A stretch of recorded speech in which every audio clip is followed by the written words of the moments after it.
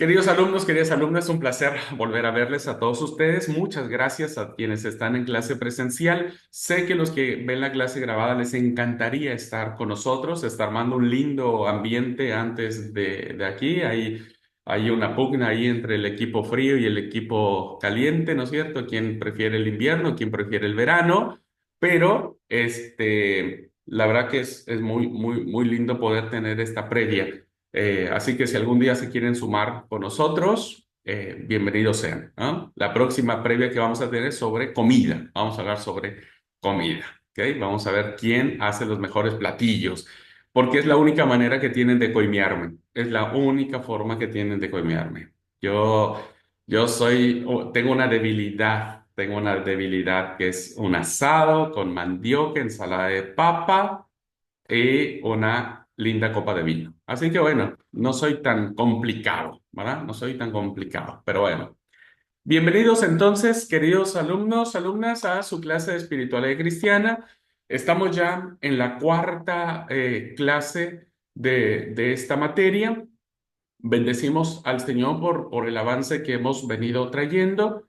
En esta segunda unidad temática que estamos abordando, haciendo un pequeño repaso de lo que vimos en la clase anterior, veíamos que la propuesta en clave de espiritualidad que se propone, válgase la redundancia, es construir nuestras espiritualidades a partir de reconocer quiénes somos, a partir de desnudar el alma y el corazón y darnos cuenta que lo que vemos, que aunque no nos gusta ver lo que vemos, pues finalmente es lo que necesitamos muchas veces restaurar, reconciliarnos. Como vimos, la humildad es camino de reconciliación con nuestra terrenalidad, es vencer la vergüenza, la culpa y poder encarar al Señor y decirle, aquí estoy, ¿verdad? Aquí estoy.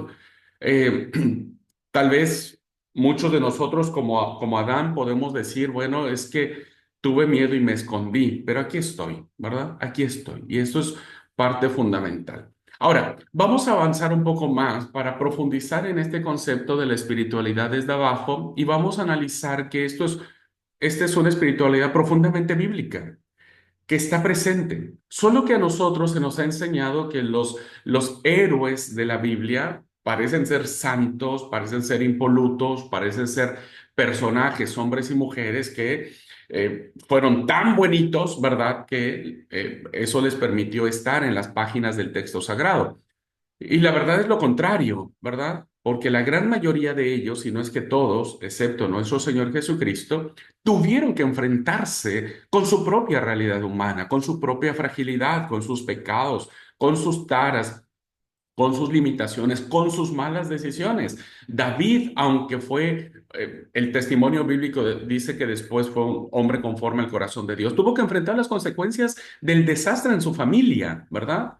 De ver cómo sus hijos terminaron matándose o peleándose entre ellos, ¿no? Y uno de ellos hasta quiso matar a su papá, pues para quedarse con el trono. Entonces, la espiritualidad desde abajo es, me parece a mí, una excelente opción para que nosotros reconstruyamos nuestro camino y nuestra ruta hacia el Padre, camino al Padre, el descubrimiento de Dios de una manera diferente, no nominal, no religiosa, no tradicional, sino producto de una vivencia nuestra que parte de nuestro contacto con la palabra de Dios. Bueno, dicho esto, voy a compartir la pantalla para continuar con algunas pequeñas reflexiones que quiero tener con ustedes y nos quedamos aquí en la conversa. Bueno, voy a poner dos ejemplos del Nuevo Testamento que me parecen reveladores para poder entender cómo estos personajes bíblicos también tuvieron que pasar por esta vaguada de sus propios valles, ¿verdad? Enfrentarse a sus propios miedos, a sus propias personalidades, a su propia carnalidad. Uno de ellos es Simón, ¿verdad? Simón, que tiene por sobrenombre Pedro. ¿Quién fue este personaje? Bueno, fíjense cómo en este proceso de transformación que tiene Pedro en su encuentro con el Señor, pasa por toda una serie de emociones, por una serie de subidas y bajadas. Realmente yo siempre comparo a Pedro como la montaña rusa, ¿verdad? Porque en algún momento Jesús incluso le llama que se ha comportado como Satanás. ¿Por qué? Porque resulta que Pedro se entera que Jesús tiene que subir a Jerusalén para que lo maten, ¿verdad? Para que sea crucificado. Y Pedro, no entendiendo la realidad espiritual de lo que significaba el ministerio del Señor, le dice, huyamos, escondámonos, ¿no? Vayámonos a cualquier otro lado y no dejes que te maten. Y entonces el Señor le da una severa reprensión y le dice, ¿cómo Satanás has hablado? ¿Verdad? Y entonces le dice, apártate de mí. Esto tuvo que haber sido un choque demoledor al corazón de Pedro, diciendo, no entiendo por qué me estás diciendo eso cuando yo lo único que quiero es protegerte. Pero no siempre protegernos eh, resulta lo más indicado en nuestra transformación espiritual. No siempre huir de nosotros mismos nos hace reconocer y resolver lo que necesitamos encarar. El Señor tenía que enfrentar su realidad de muerte. Como en clave de espiritualidad, nosotros también tenemos que enfrentar nuestra realidad, aunque ésta duela, ¿no? Y déjenme, no sé, decirlo de manera metafórica, aunque duela hasta la muerte. Pero pasa por otro lado, ¿no? Donde hay otro episodio en la vida de Pedro donde él termina por negar al Señor en el prendimiento, cuando minutos antes, ¿verdad? No días, no meses, no años, minutos antes, el Señor le dijo a uno de ustedes, me va a negar. Y Pedro dijo, no, olvídate, Señor, yo voy a estar contigo, vos sos mi Señor, vos sos mi Dios, vos sos todo, yo moriré por ti, nunca te negaré. Era una expresión que me suena mucho a las expresiones que nosotros hacemos con Dios en nuestras religiosidades, ¿no? Cuando vamos a la iglesia, Señor, yo vivo por ti, yo te amo, yo te sirvo y cantamos alabanzas, himnos con letras profundamente de entrega, de compromiso, de muerte, de seguimiento, ¿no? Si ustedes en un culto le preguntan a la iglesia, hermano, levante la mano, ¿quién quiere seguir al Señor? Todos van a levantar la mano, ¿verdad? Porque evidentemente en la teoría es muy lindo, ¿no? Es muy lindo. Hay un himno acá que dice, yo te seguiré, oh Cristo, tú moriste para mí, aunque otros te negaren, yo Señor te seguiré. Y todo re lindo, el himno es re lindo. Bueno, nos parecemos mucho a Pedro, ¿verdad? Donde los sábados hay este exulto espiritual que nos permite decir, yo te seguiré, Señor. Yo te seguiré, yo voy a estar contigo. Pero cuando viene el momento de la prueba, cuando viene la turba, cuando vienen los palos, cuando vienen las antorchas, cuando vienen los soldados con las espadas desenvainadas, cuando viene el tumulto, cuando viene la tormenta, entonces finalmente todos salimos huyendo, ¿verdad? Todos salimos huyendo y en el caso de Pedro termina negando al Señor.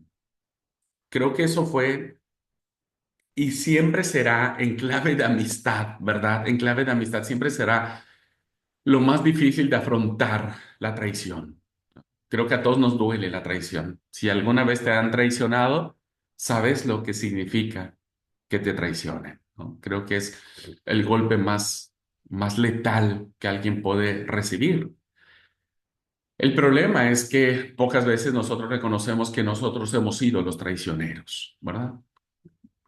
Pocas veces reconocemos que nosotros hemos sido los que hemos traicionado.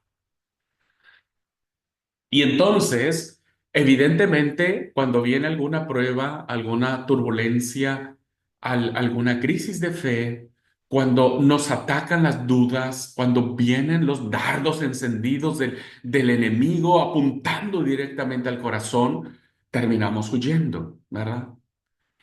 Y en muchos casos terminamos negando al Señor. ¿Por qué? Porque no es tan sencillo seguir al Señor, ¿verdad? No es tan fácil. No es tan fácil renunciar a muchas cosas.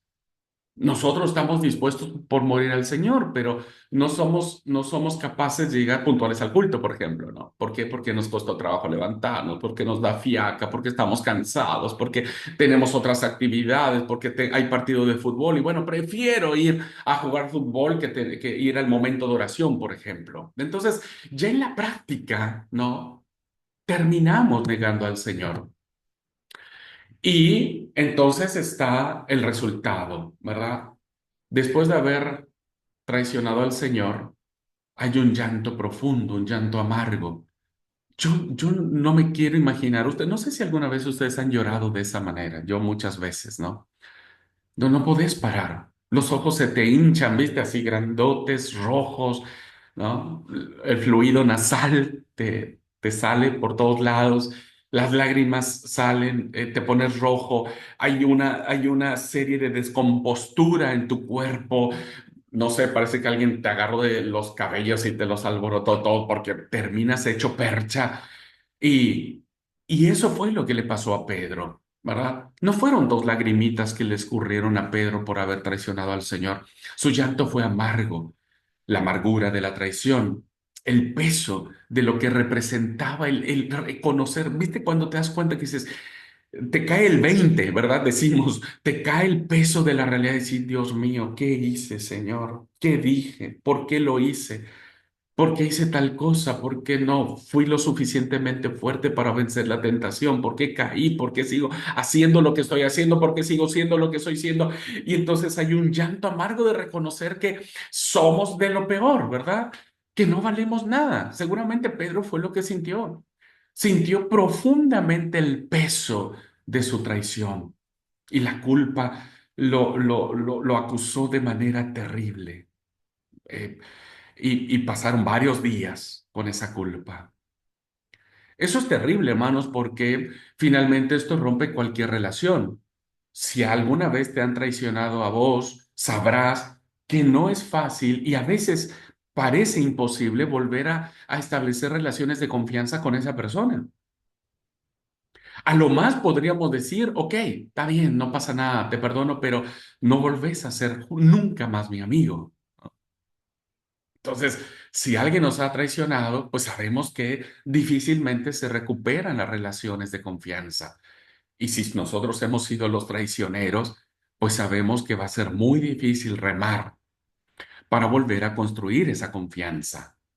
Entonces, no es nada lindo, ¿no? Y pasaron varios días en el que este peso se convirtió en una lápida muy pesada en los hombros de Pedro. La fragilidad de Pedro se convierte en robustez de roca para los demás. ¿Por qué? Porque Pedro tuvo que pasar por esa situación, ¿verdad? Para que después Pedro se convirtiera en el líder más importante de la iglesia cristiana. Antes de que el Señor Jesús muriera, Pedro se convierte en lo peor, en lo peor. Nadie seguiría a un traidor, nadie seguiría a un cobarde, ¿verdad? Que hipócritamente minutos antes había dicho que estaba dispuesto a morir al Señor y ahora lo ha traicionado. Nadie seguiría a alguien así. Sin embargo, hubo un punto de quiebre, hubo un punto de inflexión que hizo que después de ese punto de quiebre, Pedro se convirtiera en el líder más importante de la iglesia cristiana, ¿verdad? Y fue un personaje fundamentalísimo para la proclamación del reino. ¿Cuál fue el punto de quiebre? ¿En qué momento Pedro fortalece su fe? No por sí mismo, no porque tuvo que haber hecho algo, no porque escribió una cartita diciéndole a Jesús, perdóname, Señor, mira que hice mal, perdón, perdón, no, no fue porque buscó al Señor y le dijo, Señor, mira, vengo aquí con mi cara cayéndome de vergüenza para pedirte perdón, no. Pedro no restablece su relación con el Señor porque haya sido iniciativa de él. quien toma la iniciativa es Jesús mismo, ¿verdad? Y en el relato de Juan nos dice que Pedro y los demás se fueron nuevamente a pescar. Jesús está en la orilla del mar. Pedro lo reconoce, no puede creer que el Señor esté allí. Se lanza con toda mi ropa al mar, nada con todas sus fuerzas y para sorpresa suya, en la orilla del mar no hay una espada para acusarlo, no hay un reproche para acusarlo. Para sorpresa de él, hay un desayuno que el Señor Jesús ha preparado con amor, con ternura. Hay un desayuno maravilloso porque sabe que Pedro tiene hambre. Y entonces la famosa pregunta que Jesús le hace a Pedro en este diálogo que aparece en la teología juanina es, ¿Pedro, me amas? Y eso habría sido para Pedro un dardo que tuvo que penetrar hasta lo profundo del corazón. Fue un dardo que tuvo que demoler, ¿verdad? Esa capa espesa de la culpa, de la vergüenza. Y Pedro dice, Señor, sabes que te quiero, sabes que te quiero.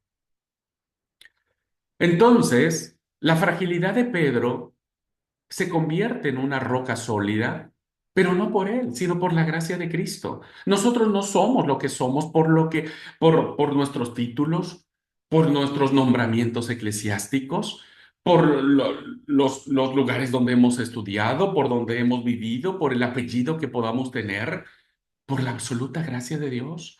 Y eso en clave de espiritualidad, hermanos, es fundamentalísimo, porque comprobó Pedro que la roca sólida no era él, sino la fe a la que debía agarrarse para permanecer fiel a Cristo en medio de la adversidad, la gracia que Dios, que Jesucristo le concedió a Pedro, le permite mantenerse firme, incluso cuando dicen las tradiciones de la iglesia del primer siglo, ¿verdad? Que la forma en que Pedro muere, bíblicamente no sabemos, pero las tradiciones dicen que Pedro muere crucificado y se dice que eh, Pedro cuando iba a ser crucificado pidió que lo crucificaran boca abajo, cabeza abajo, ¿verdad? Cabeza abajo, porque él dijo que era indigno de morir como su Señor. Clave de espiritualidad, hermanos, es transformación, transformaciones profundas, transformaciones duraderas, transformaciones que no solamente duran los sábados, a la mañana o a la tarde, transformaciones que permanecen el domingo, lunes, martes, miércoles, jueves, viernes, enero, febrero, marzo, 2025, 26, 27, hasta el día en el que el Señor nos llama al descanso. Así que la experiencia de Simón Pedro es fundamentalísima, ¿verdad? Me encanta verme en Pedro y ver que yo también he pasado por estas curvas o estas montañas rusas, ¿no es cierto? En donde a veces sentimos tocar la gloria de Dios, pero después nos damos cuenta de nuestra fragilidad. El segundo ejemplo es el segundo pilar más importante de la iglesia cristiana, ¿verdad? Que tuvo que ver con un hombre llamado Saulo que después se le conoce como Pablo, ¿no? Bueno, todos sabemos un poco la historia de este hombre. Este personaje, ¿no? Es el típico representante de la espiritualidad de arriba. Él reconoce en su biografía, Los Gálatas, dónde estaba colocada su espiritualidad.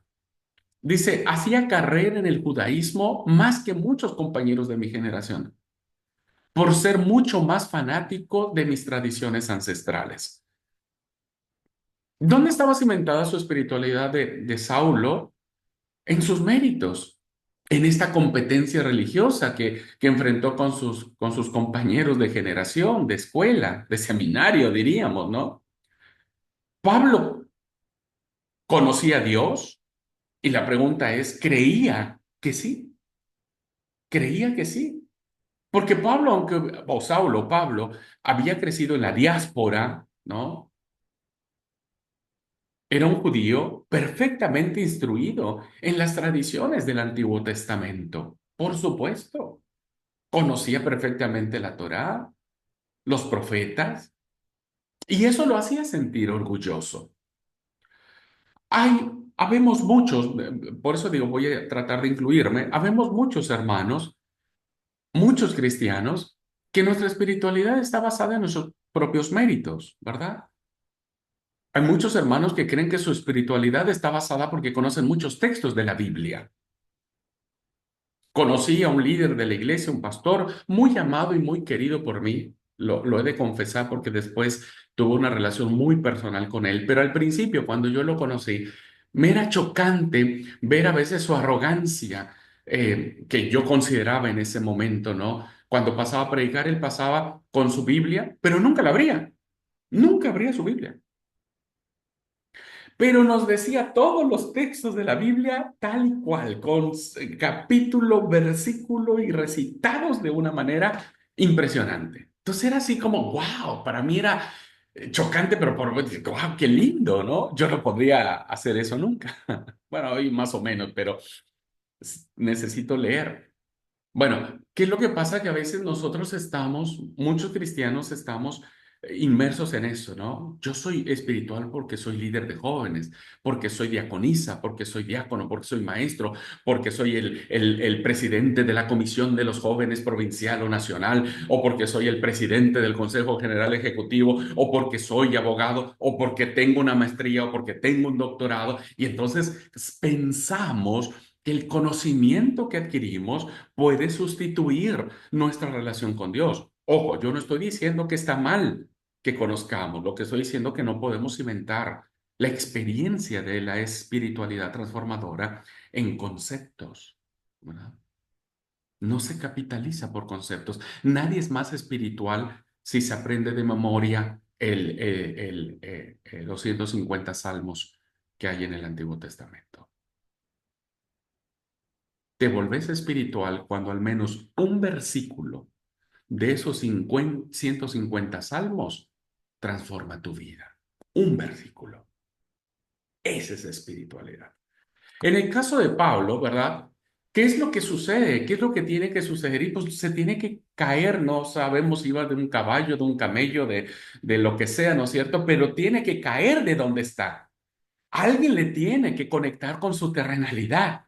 Y en el camino a Damasco, dice la palabra que es tirado al polvo. Y en esa postura yacente, en esa postura de, ustedes saben que cuando uno se cae al suelo es una postura muy humillante, ¿no? Por eso cuando alguien se cae nos levantamos rápido porque es muy humillante caernos, ¿no? Aparte de que es medio chusco y hoy ahí todo el mundo graba con sus celulares la caída, pero el que se cae siente vergüenza. Y por eso nuestro instinto es volver a levantarnos y mirar para todos lados como diciendo, espero que nadie me haya visto que me caí. En esa condición yacente, caído en tierra, es cuando se ve confrontado con su espiritualidad de abajo.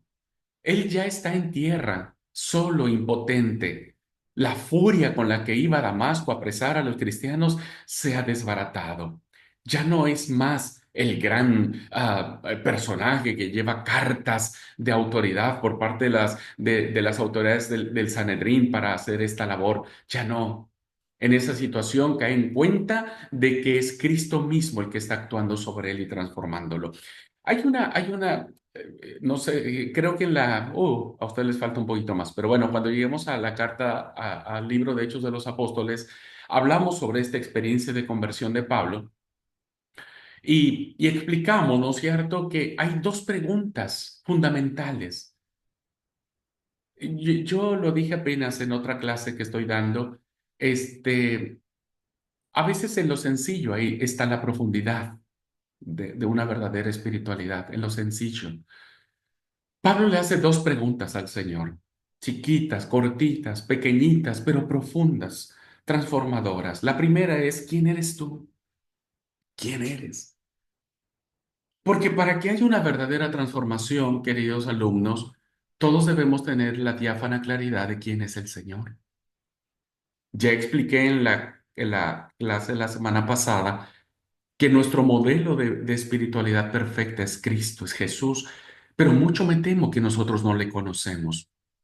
Mucho me temo que a Jesús lo conocemos por los libros que hemos leído, por las prédicas que hemos escuchado, por lo que otros piensan del Señor. Y a veces mucho me temo que conocemos a Jesús por las películas que Hollywood nos brinda, ¿no? ¿Cuántos de nosotros no caímos en la trampa de la teología de la sangre en esa película de Mel Gibson, La Pasión de Cristo, ¿no? O sea, todos caímos rendidos ante esa película y nunca supimos que era una película desarrollada por Mel Gibson, un ultra, archi, retre, ultra conservadurista católico que expresó la teología de la sangre. La película de principio a fin está manchada de sangre y tiene muchos episodios que son contrarios al texto sagrado. Pero yo escuché que muchas iglesias nuestras o cristianas pasaban la película en sus congregaciones pensando que esa era una realidad. Y la verdad es que nunca nadie se puso a pensar que era una película que tiene que vender, ¿verdad? Que tiene que ganar plata. Y a veces mucho me temo, queridos alumnos, que nosotros conocemos a Jesús de fuentes a veces un tanto dudosas, ¿no? Un tanto dudosas. Entonces la pregunta que hace Pablo en su camino de espiritualidad es, ¿quién eres tú?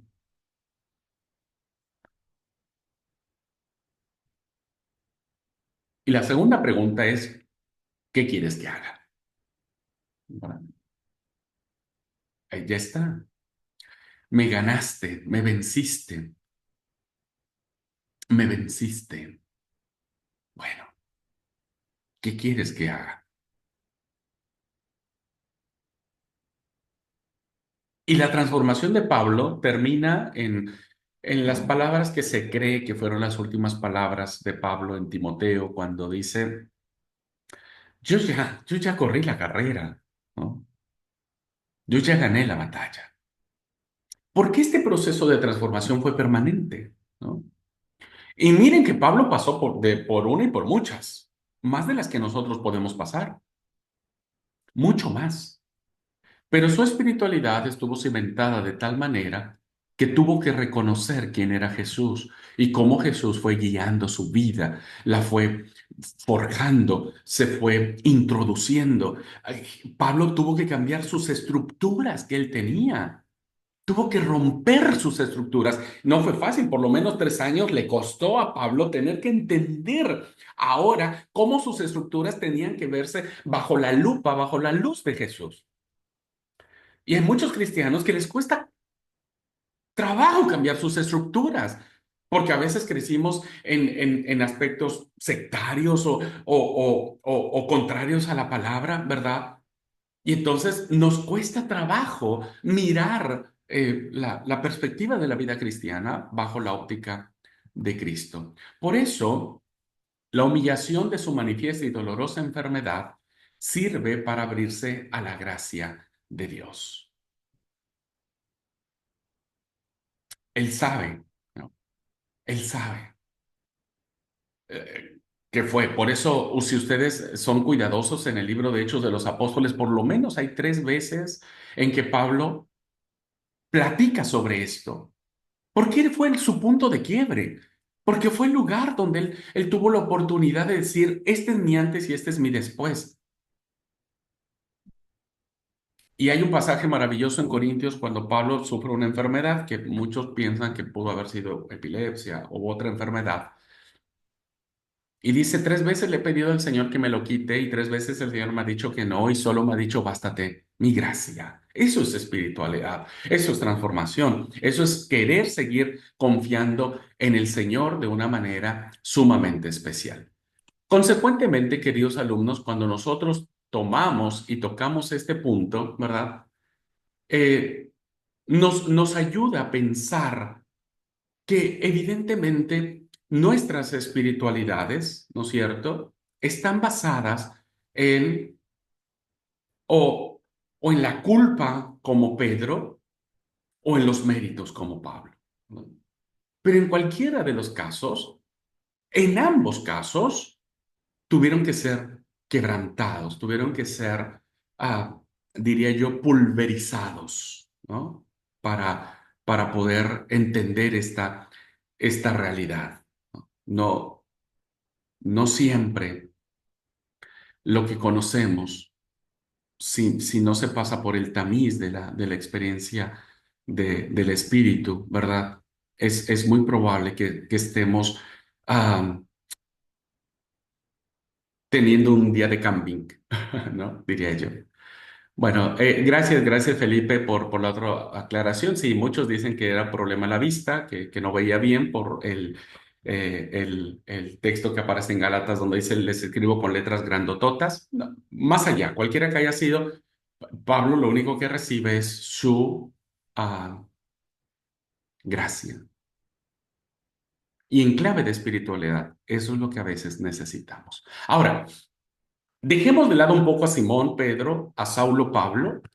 Y podamos decir entonces que la mayor, por mucho que sea la de... un segundo, hermano, porque es que mi cámara ahora tapó la frase.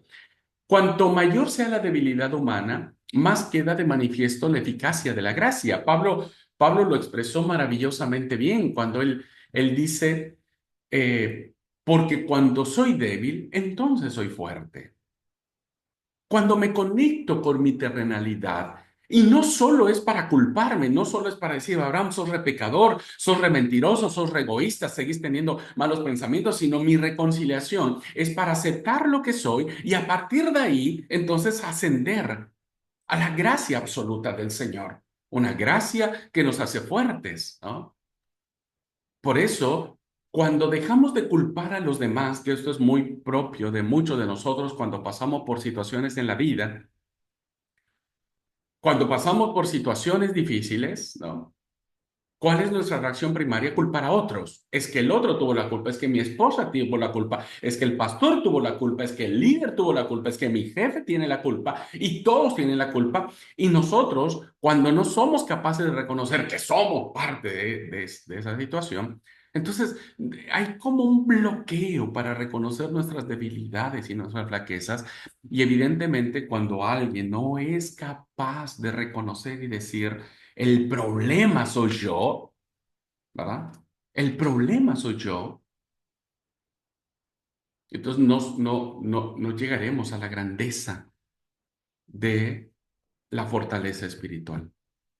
Cuando es consciente, solo cuando se es consciente de nuestra debilidad, en el caso de Pablo y en el caso nuestro, se siente más libre de orgullo y de pensar poder llegar a Dios por sus propias fuerzas, por sus propios méritos, ¿no?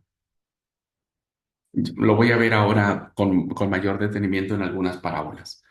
Entonces, se pone en manos de Dios, Pablo, seguro que será sostenido y dirigido solo por la absoluta gracia de Dios. Pablo dijo, todo lo tengo por estiércol, ¿verdad? Algunas traducciones son más benévolas, más diplomáticas, y dice, todo lo tengo por basura, pero realmente Pablo dice, todo lo tengo por algo que nadie compraría, ¿no? Que nadie se atrevería a meter las manos en el estiércol por gusto. Todo lo tengo por estiércol, circuncidado el octavo día de la tribu de Benjamín, fariseo de fariseos, educado en las mejores escuelas, siendo un capo de capos, lo tengo por basura con tal de ganar a Cristo. Eso, hermanos queridos, es el triunfo de la vida. Ese es el sentido de la vida cristiana. Ese es el verdadero sentido que le da a nuestro trabajo, al auto que compramos, a la casita que logramos construir, a la hermosa familia que tenemos, todo lo que Dios nos ha dado, ¿verdad? Solo puede tener sentido cuando ganamos a Cristo. ¿Ok?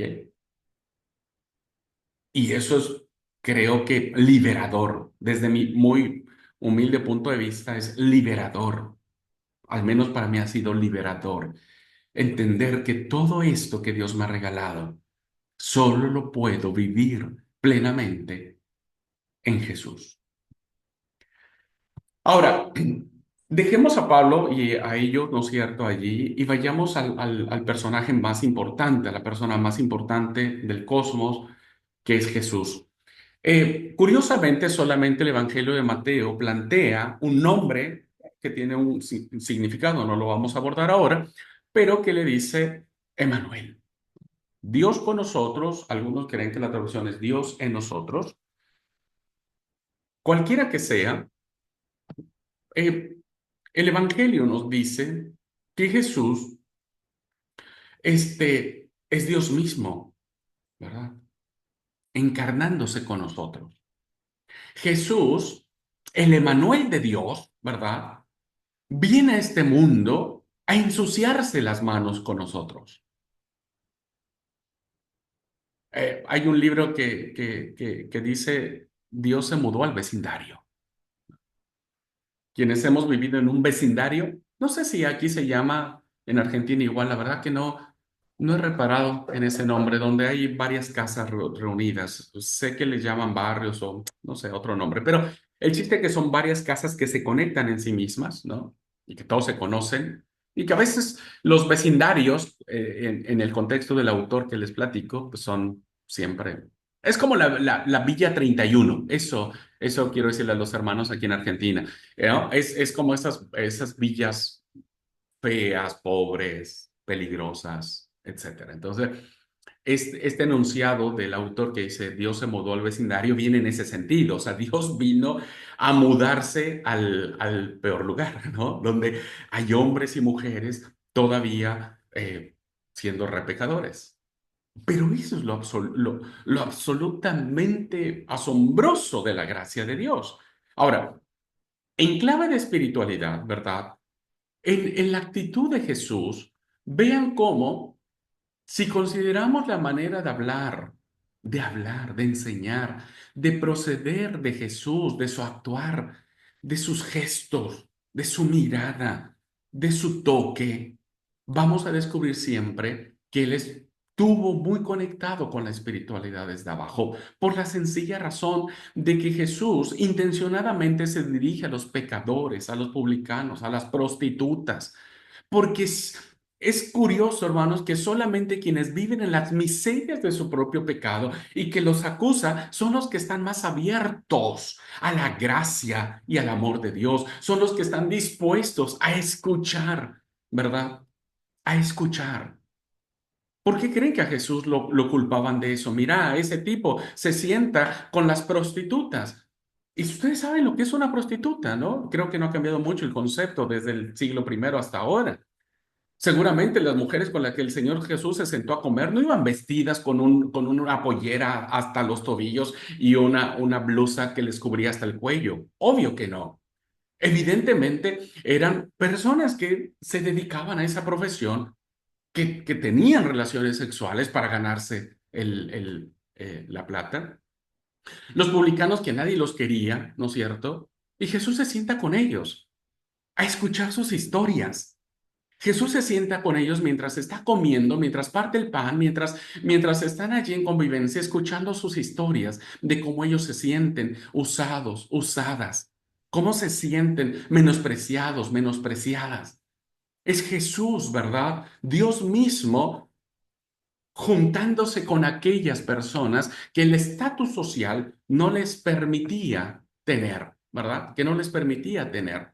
Entonces, vemos claramente cómo en este sentido, ¿no? Eh, Dios nos llama a este punto y nos permite a nosotros encontrar esta experiencia de vida, ¿no es cierto?, que nos ayuda a eso. Bueno, gracias Felipe querido por los comentarios que estás haciendo sobre la referencia Manuel. Yo no quiero entrar en ese detalle, hay varias explicaciones para el nombre, solamente quiero decirles lo que en ese momento estaba significando para el evangelista Mateo, cómo Dios viene a mudarse al vecindario, ¿ok?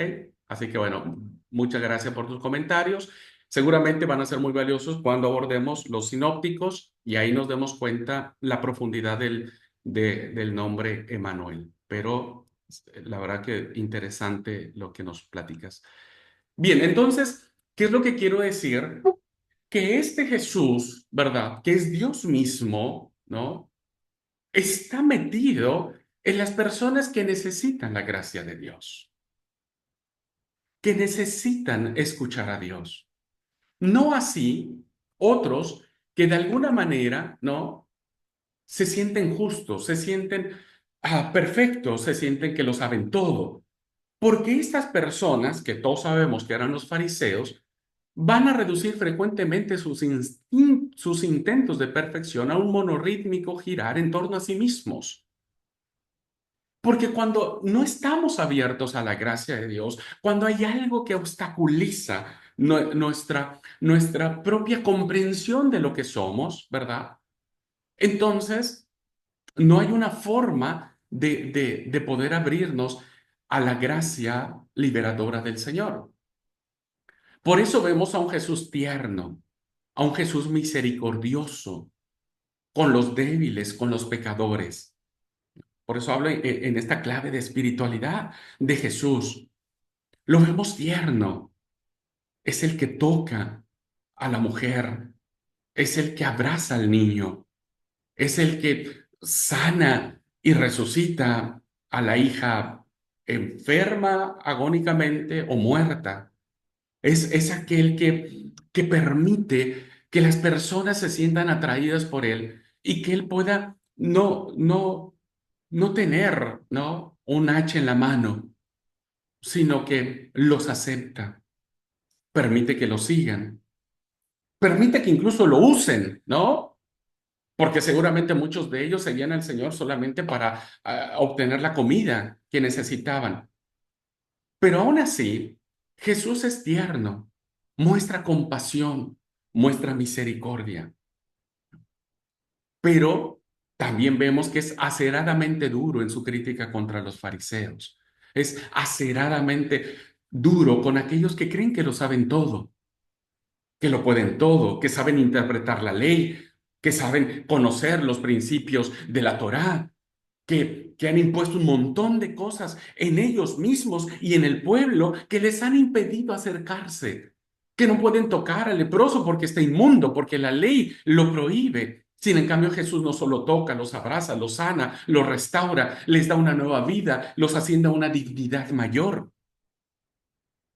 ¿Por qué creen que el sacerdote y el levita no tocan al enfermo, al casi moribundo, ¿no? En la parábola del samaritano? Porque lo que pensaban que era para Dios termina siendo lo que los aleja del verdadero propósito de Dios. El único que toca al hombre, lo sana, lo restaura, etcétera, etcétera, es el samaritano.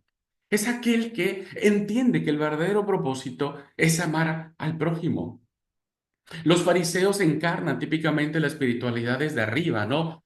Los intelectuales, lo que lo saben todo, lo que lo conocen todo, lo que no soportan que haya una pizca de error, de mala interpretación en la Torá, en los profetas, en los escritos, ¿no? Y que de alguna manera están buscándole las enseñanzas de Jesús para hacerlo caer. Quieren hacerlo, escuchen bien, esto es interesantísimo. Muchos, y déjenme decirlo en el caso de los fariseos, quieren hacerlo todo por Dios, pero piensan que no necesitan a Dios.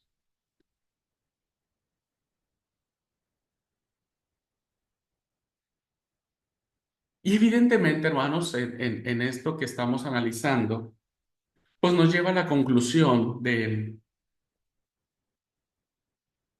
que sucede, ¿verdad?, en la vida cristiana, que a veces queremos hacerlo todo por Dios. Somos líderes, somos esto, somos lo otro, tenemos ministerios, ejercemos cargos, mil cosas, ¿verdad? Pero en la práctica parece ser que no necesitamos de Dios, porque a veces somos líderes de algo, ¿verdad? Pero no nos encargamos, no nos preocupamos por recargar nuestras energías espirituales. Entonces queremos guiar a otras personas cuando nosotros mismos no sabemos hacia dónde guiarlos. Importantísimo tener que conectar con nuestra terrenalidad para que a partir de ahí nuestros ministerios sean ministerios encarnados en Jesús, ministerios con ternura, con misericordia, ¿verdad?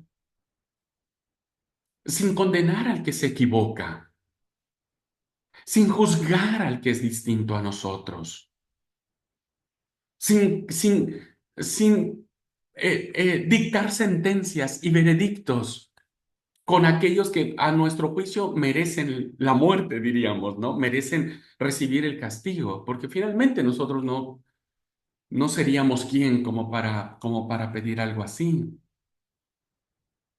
Necesitamos, queridos hermanos, volver a sentirnos que sí necesitamos a Dios, que necesitamos del toque de su gracia para que de esa manera el Emanuel esté en nosotros y nosotros transmitamos al Emanuel, ¿verdad? Transmitamos al Emanuel, Dios con nosotros, en nosotros. Y si usted me permite parafrasearlo, por nosotros. Ahora, esto solamente quedaría en esta concepción. Miren, permítanme plantearles algunas parábolas. Las parábolas son maravillosísimas, ¿verdad? Porque vienen a ser como estas metáforas comparativas que nos permiten tener excelentes reflexiones en este sentido. La reina de las parábolas en esto que es la espiritualidad de arriba y la espiritualidad de abajo es la parábola del fariseo y del publicano. Quienes han leído esta parábola saben lo que esto significa. Dos personas suben al templo para orar. Dos personas con rasgos diferentes, con historias de vida diferentes, con características diferentes, con profesiones diferentes. En ambos casos, los dos conocen a Dios, o al menos quieren conocer a Dios, porque suben al templo a orar. Eso nos habla de una religiosidad que había en ellos, ¿no? Y entonces, cuando nosotros vemos en la parábola del fariseo y publicano, vemos claramente que Jesús enseña que no quiere una espiritualidad arriba, sino una espiritualidad abajo, porque como dije, es en esta donde los corazones se abren a Dios. Solo el corazón contrito y roto es un corazón abierto. ¿Cuál fue la actitud del fariseo? Todos lo sabemos, puesto en pie. Ya esa actitud que nos da el evangelista, ¿verdad? Denota claramente la arrogancia. Yo lo sé todo, yo lo puedo todo, yo he hecho bien las cosas, yo soy perfecto, todos los demás están mal, todos los demás están mal. Yo estoy bien. Yo he hecho las cosas de manera correcta. He cumplido todos mis deberes religiosos puntualmente, mis ritos religiosos, mis actitudes religiosas. Nadie podría reprochármelas. Y evidentemente, hermanos, no estaba diciendo mentira. Evidentemente, este hombre estaba cimentado en la verdad de sus actos. Eso le daba mayor fuerza a su arrogancia, ¿no? Y el texto sigue diciendo en esta parábola que el otro, ¿verdad? Ni siquiera queriendo levantar los ojos al cielo y golpeándose el pecho, la actitud de uno y del otro es contrastantísima. Y no significa, hermanos, ojo, no significa que si nosotros algún día estamos puestos de pie y clamamos misericordia, esté mal. No, sí, el contraste está en que en esta posición que tiene el publicano es de derrota, es de reconocer. El golpe en el pecho, ¿verdad? Denota un profundo lamento de tener que estar haciendo una profesión que tal vez él muchas veces quiso dejar y no pudo, ¿no? O porque no le convenía, porque pues, de ahí ganaba plata, o simplemente no tuvo el valor como para reconocer que lo que estaba haciendo estaba mal. Entonces, él va al templo a orar, ¿verdad? Y le dice al Señor, sé propicio a mi pecador. Es decir, vos sabés quién soy, Señor. No vengo a justificarme. Sabés que le saco plata al pueblo. Sabés que a veces yo saco ahí una coima para mí. Sabés que la gente no me quiere. Sabés que soy despreciable. Sabés que yo mismo me siento culpable de haber tenido esta profesión. Hay un corazón que se abre, ¿verdad?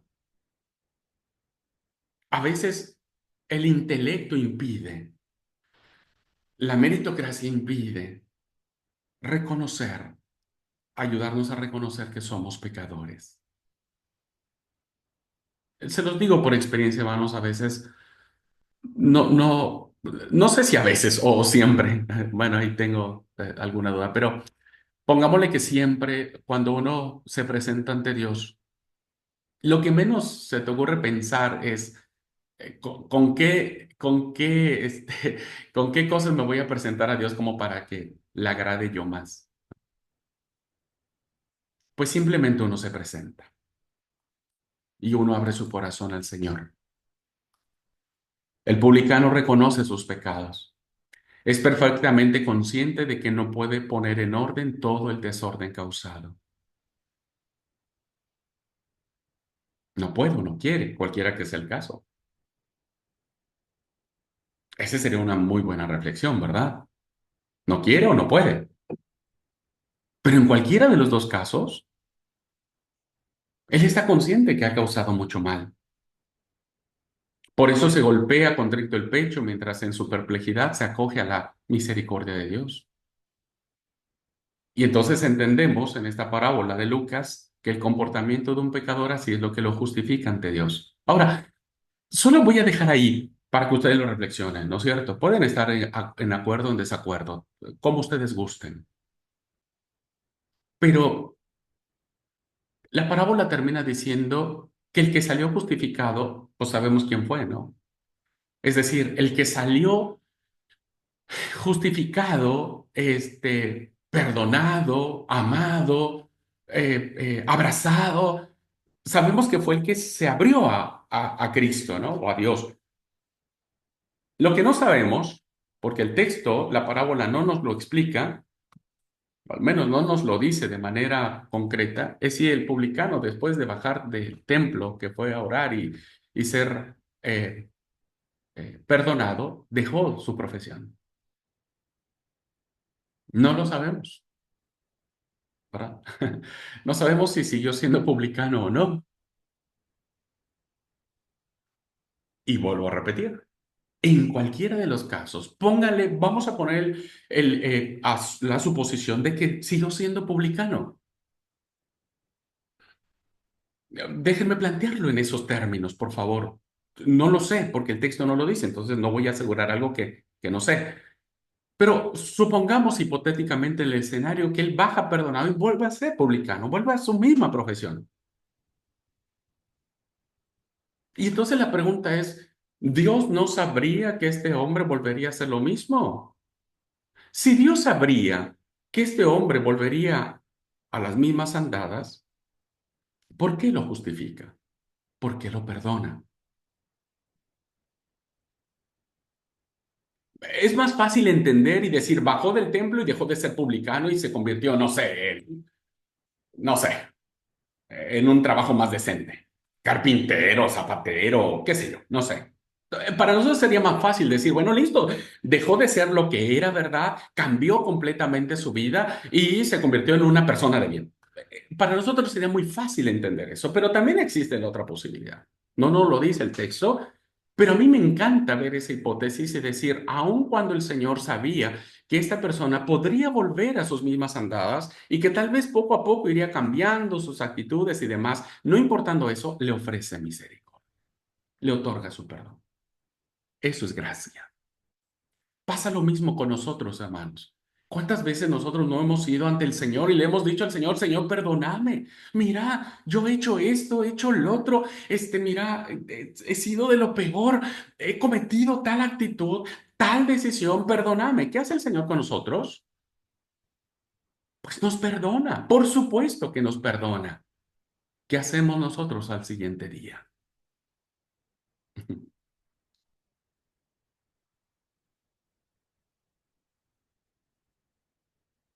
Por eso me gusta pensar esta parte del publicano, ¿verdad? Porque a veces me doy cuenta que muchas veces al siguiente día vuelvo a hacer lo mismo, vuelvo a hacer, a tomar las mismas decisiones, las mismas situaciones. ¿Dios me ha condicionado su gracia? No, pero es ahí donde me doy cuenta, tomo conciencia de lo que significa la gracia de Dios y empiezo a reconstruir mi relación con Él, ¿verdad? Por eso yo les decía que mi definición como persona espiritual es un hombre en proceso de construcción. Esta parábola es maravillosísima, ¿verdad? Porque nos habla de este actuar de Dios que a veces nosotros no logramos entender o comprender. Bien, una segunda parábola, que es maravillosísima, es la del tesoro escondido. Todos hemos escuchado también esta parábola del Señor y dice que un hombre supo que había un tesoro escondido en alguna parte, va y vende todo lo que tiene y y compra el terreno, pues para tener el tesoro. Interpretamos que eso significa el reino de los cielos y demás. Está perfecta la interpretación, ¿verdad? Solo déjenme verla ahora con ojos de espiritualidad. ¿Qué nos podría decir esta parábola? ¿Qué podría decirnos esta parábola, verdad?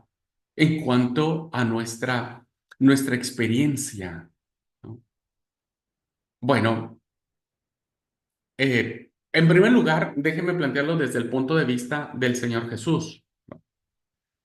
Si el Señor Jesús es el hombre que compra el terreno para ir a lo más valioso y pensamos que lo más valioso somos nosotros, en esta explicación que estoy dando, ¿qué es lo que tiene que hacer el Señor para llegar a nosotros? Porque evidentemente los tesoros no están a ras de tierra, ¿verdad? No están a flor de piel. Los tesoros están profundamente escondidos. ¿Qué tiene que hacer Jesús para llegar a nosotros? Pues tiene que cavar. Pero eso no es lo sorprendente, hermanos. Lo sorprendente en clave de espiritualidad es que Jesús tiene que ensuciarse las manos para llegar a nosotros. Si ese tesoro escondido estuviera aquí en Misiones, enterrado, donde la tierra es roja y te enchastra todos los que sabemos y vivimos acá, ¿no? Sabemos cuando llueve y cómo la tierra se pone y qué terrible el enchastro, la suciedad que te provoca. Pues si nosotros tendríamos que cavar algo para llegar a un tesoro, terminaríamos sucios, ¿verdad? Bueno, el Emanuel viene, ¿verdad? Y se ensucia por nosotros para llegar a nosotros. Ok, esta interpretación es maravillosísima y creo que es fundamental. Pero también, en otra explicación, desde otra óptica, podremos decir que este tesoro es nuestro propio yo, nuestra personalidad, la imagen que Dios mismo se ha formado en nosotros y que puede ser encontrada en el campo, bajo la suciedad de la tierra.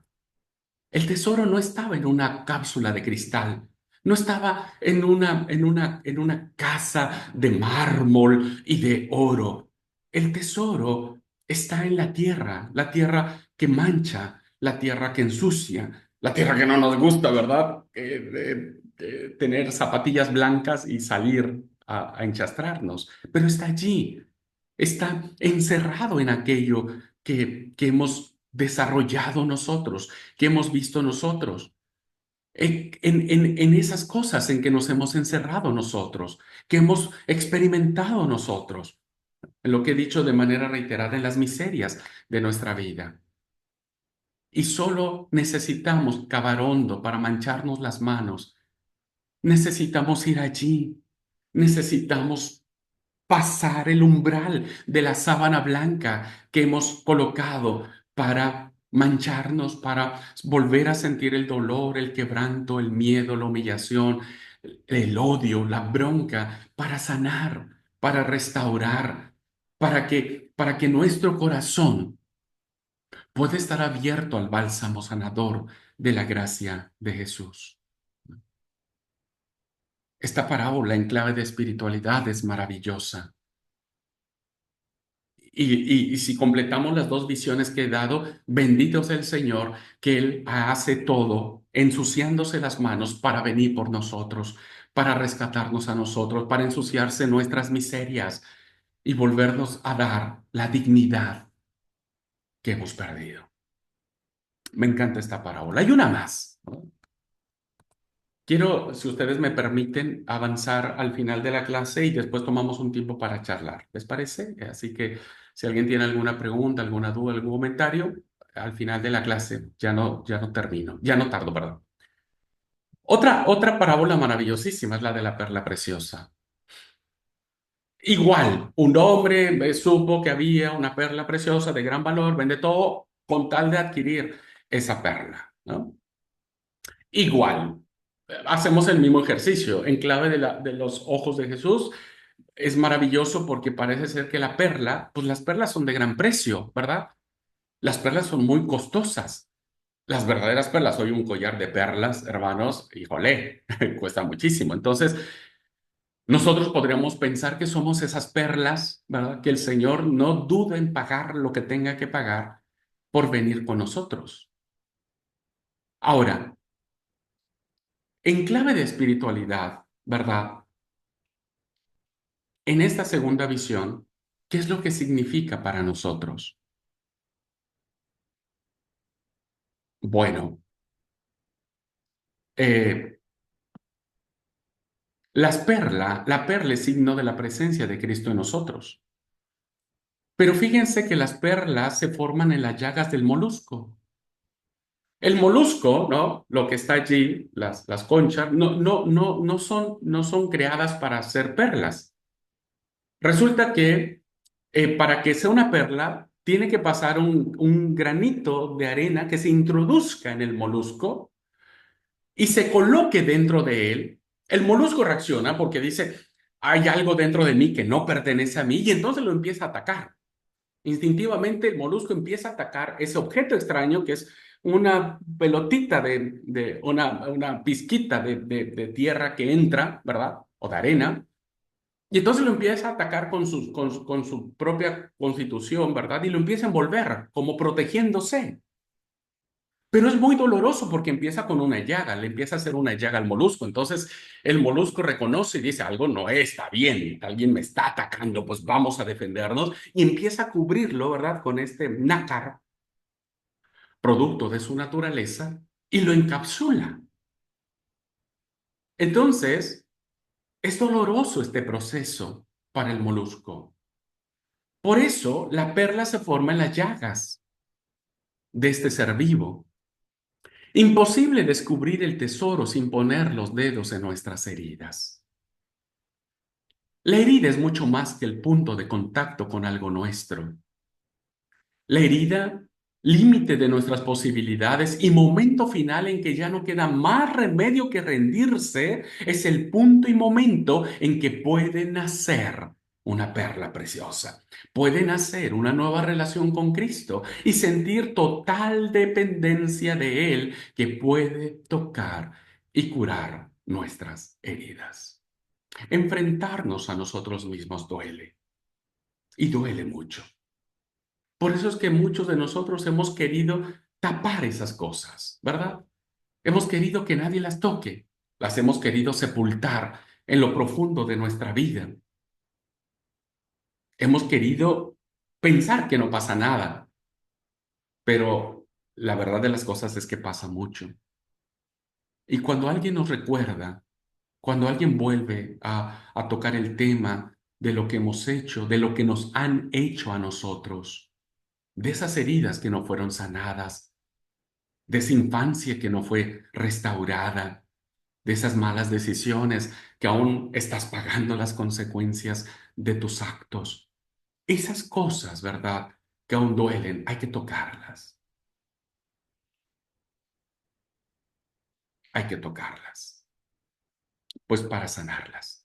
Si no, no habría otra manera de tener esta nueva relación con Dios, este nuevo comienzo, este decir, Señor, está bien, me siento reavergonzado por esto, pero necesito que me ayudes. Entonces, de a poco el Señor va sanando, va restaurando y nuestra relación con Él se vuelve más fuerte, más personal, más profunda, nuestras relaciones, nuestras charlas con Él. Así que esta parábola es maravillosa. Lo mismo sucede con esta otra parábola de la moneda perdida, ¿verdad? Hubo una vez que una mujer pierde una moneda y revolotea toda la casa con tal de encontrarla. Y cuando la encuentra, se fiesta. Es Jesús mismo que cuando nos encuentra a nosotros hay gozo en el cielo. Pero en clave de espiritualidad, podemos decir que Cristo es la verdadera realidad. Dracma perdida en el desorden interior de nuestra propia casa, donde debemos poner los muebles, perdón la expresión muy coloquial, patas para arriba para buscar hasta encontrarla, que fue lo que hizo la mujer al encontrar. ¿Alguna vez han perdido algo en su casa? Bueno, sabrán lo que es esta parábola, ¿verdad? A mí me ha tocado perder algo valioso que me urge encontrar rápidamente. Y yo saco y los cajones y la ropa y los platos y por todos lados busco y mi casa finalmente queda en desorden. Cuando encuentro lo que buscaba, siento un gran alivio, pero mi casa está patas para arriba. De nada sirve haberse instalado bien en el propio yo. Dios mismo provoca a veces las crisis que tienen que revolver el interior de nosotros para volver a encontrar a Cristo. Las crisis no siempre son malas, hermanos. A veces lo que pasamos, lo que vivimos, por muy difícil que sea, no es culpa de Dios. Él permite que pasan, pero no es su culpa. Permite que pasa, porque finalmente vivimos en un mundo donde estamos sometidos a esta situación de nuestra temporalidad. Pero Dios transforma esas crisis en enseñanzas, en cosas maravillosas, ¿verdad? Yo muchas veces le pregunté a Dios por qué no hiciste nada cuando papi golpeaba a mami frente a nosotros y mis dos hermanos y yo estábamos metidos debajo de la cama, muertos de miedo, escuchando los gritos, los golpes. Y yo muchas veces le preguntaba a Dios, ¿por qué no haces nada? ¿Por qué no intervenís? ¿Por qué no parás esto? ¿No? Y entonces mucho tiempo luché con eso con Dios, ¿verdad? Y le critiqué y le juzgué y le grité y sentía que no le perdonaba eso, ¿verdad? Porque yo no podía entender cómo él se podía gozar con un niño muerto de miedo por esa situación. Cuando pasa el tiempo y empiezo a entender quién es realmente el Señor en mi vida, hoy puedo descubrir maravillosamente que en ese lugar no había tres niños escondidos debajo de la cama, había cuatro, ¿verdad? Y que Dios estaba allí con nosotros, sosteniéndonos de alguna manera, cuidándonos de alguna manera, que Él estaba allí. Hoy yo no veo a tres niños, hoy veo a cuatro, ¿verdad? Y bendigo su santo nombre. ¿Pero qué me permitió eso, hermanos? Bueno, que ahora más o menos poder empatizar con aquellas personas que sufren violencia intrafamiliar, porque yo sé lo que eso significa. Y yo bendigo a Dios, porque puedo entenderlos, puedo comprenderlos y puedo darles un consejo, ¿verdad? Puedo darles una orientación. Las crisis, Dios las permite y a veces pensamos que nuestra vida se vuelve un caos, pero tal vez es la manera que Dios tiene para llamar nuestra atención y decir, necesitas encontrarme, ¿verdad? Porque yo soy la moneda perdida, necesitas encontrar. Bien, no es parábola, una historia más. La encarnación del Hijo de Dios. Tradicionalmente hemos entendido que la concepción judía era que el Mesías tendría que venir en una condición totalmente diferente a la que vino el Señor Jesús, porque entendían que el Mesías tenía una categoría muy importante, entonces todo lo que tuviese que ver con su nacimiento tendría que ser de la misma envergadura. Pero más allá de las concepciones tradicionales que podríamos tener al respecto, cuando el Señor se encarna, cuando el Hijo de Dios, cuando el que creó los mundos, el universo entero, cuando Dios mismo se encarna, uno podría pensar que tendría que haber nacido en un hotel de 5 estrellas, en el hospital italiano, ¿no es cierto? O en cualquier hospital de prestigio, rodeado con los mejores doctores, teniendo una cuna de oro, etcétera. Y todos sabemos que no. La encarnación del Hijo de Dios ya es un ejemplo de espiritualidad desde abajo. ¿Por qué? Porque Jesús escoge nacer en un establo, ¿verdad? Diríamos, permítame plantearlo en ese sentido, ¿no? De manera tradicional, y no en un palacio. Prefiere nacer en Belén, no en la capital del imperio, donde tendría que luchar contra los ejércitos romanos. Es decir, quiere nacer en el corazón de los pobres y en la pobreza del corazón. El Hijo de Dios sabrá lo que es sufrir en la vida, ¿verdad? Sabrá. Sabrá lo que fue pasar el primer frío, el primer llanto.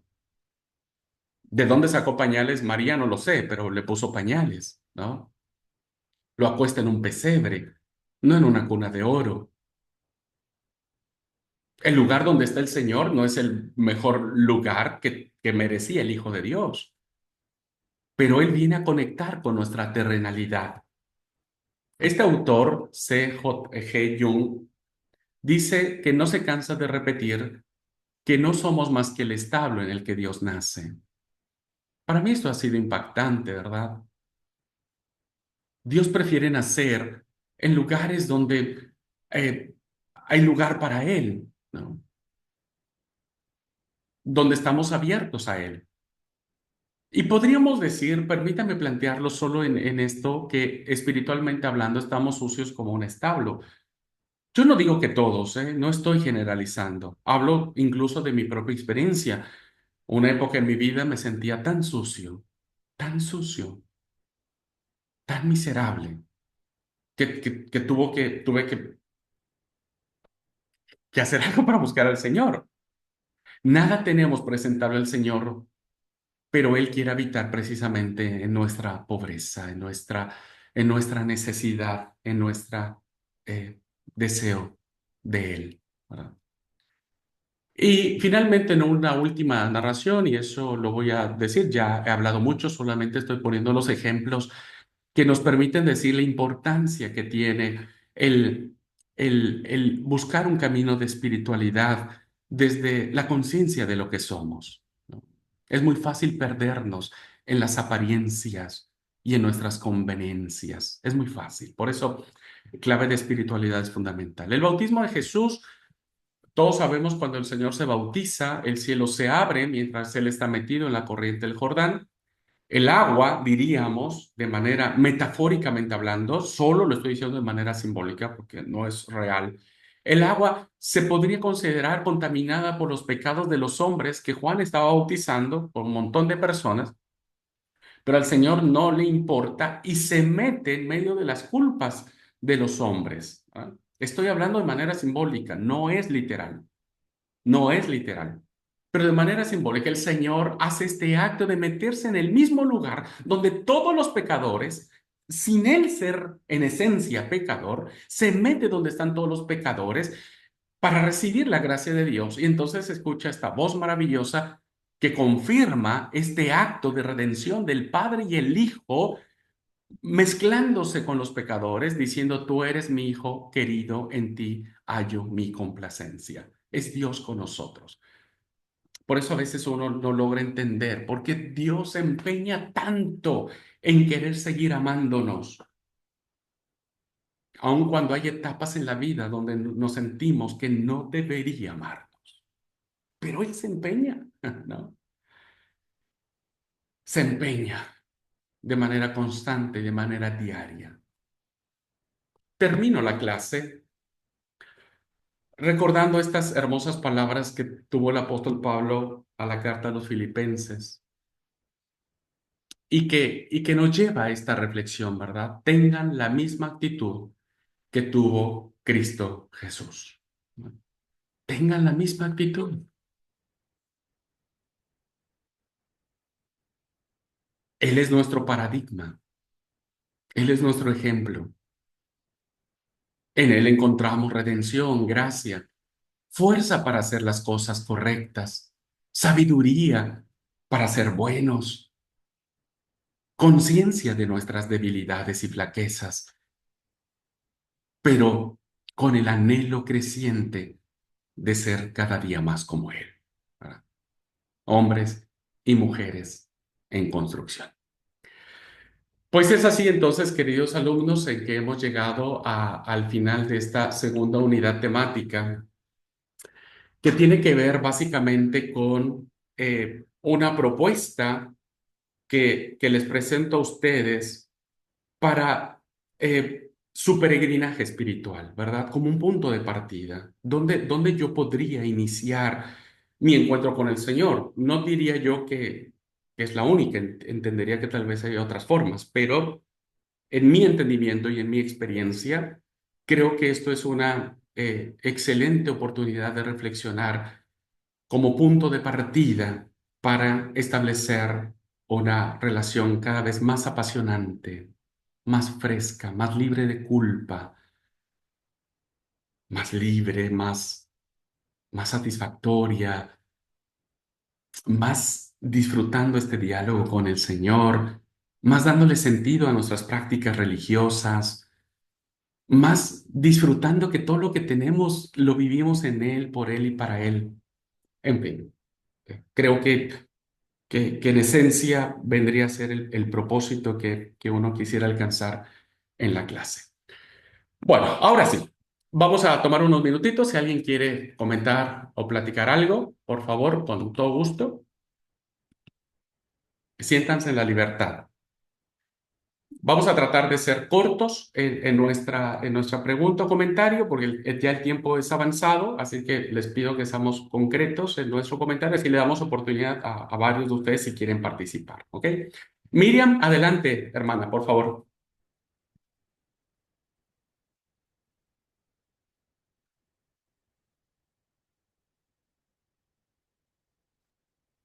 Buenos días a todos. Buen día. Eh, la verdad que estuvo muy linda la clase. Por ahí, o sea, eh, como son muchos puntos a la vez y es como que un poco uno como que se olvida de lo que, como que va, o sea, no sé cómo uno va perdiendo el hilo, ¿no?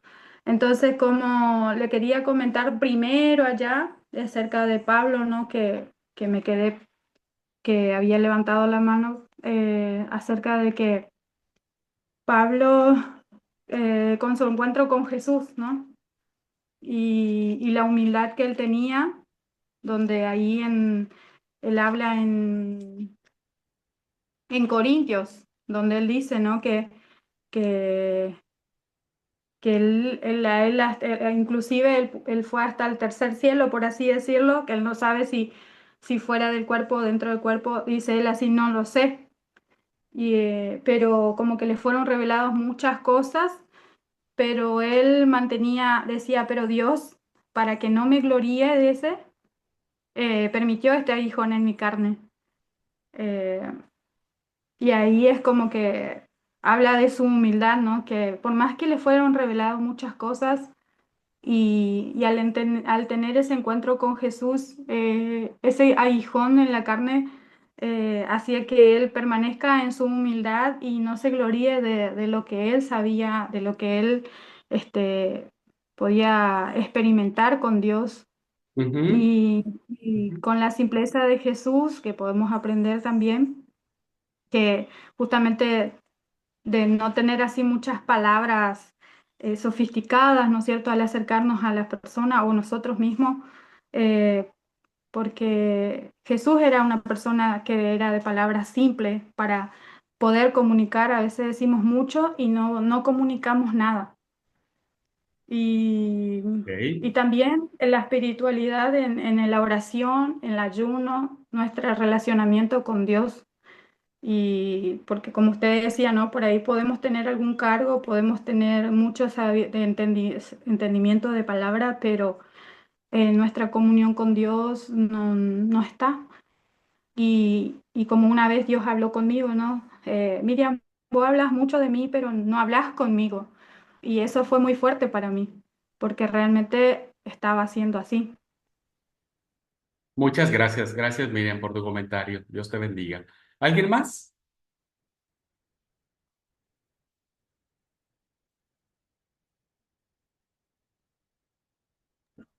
Yo solo quiero aportar de que está muy buena la clase, pero tengo todo el rato ese ruido que hay una construcción al lado. Yo estoy en el lavadero, afuera, y voy a tener que ver la clase grabada porque la gran mayoría es como que... Ay, Pero ay, bueno, ay, ay, hermano mío, qué macana. Bueno, esa es la ventaja que tenemos en el seminario, que pueden ver la clase grabada, así que esa es una bendición, ¿no? La clase queda grabada, así que pueden volver a verla. Bueno, si no hay ningún otro comentario, algo que quieran aportar. La próxima semana estaremos abordando la tercera unidad temática de esto y quiero aportar con ustedes lo que se le conoce como la teología de los padres del desierto. También es muy interesante esta clase.